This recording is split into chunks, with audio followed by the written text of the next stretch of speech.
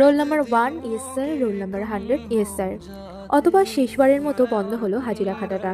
খাতাটা পড়ে থাকবে হয়তো স্কুলের কোনো এক কোণে, কিন্তু ধুলো জমে থাকা ওই পাতাগুলোতে জমে থাকবে 5টি বছরের মায়াজালে আবদ্ধ কিছু মানুষের নাম, কিছু মুহূর্ত আর জীবনের উষ্ণতম স্মৃতিগুলো। কোনো একদিন এইভাবেই শেষ হয়ে যাবে আমাদের স্কুল জীবন। আগে স্কুলে যাওয়ার জন্য কত বাহানা, কত অজুহাত খুঁজতাম। ক্লাস 8-9-এ ওঠার পর এমনটা ভাবতে লাগলাম, এই ভালো সময়টা যেন কখনো না ফুরায়।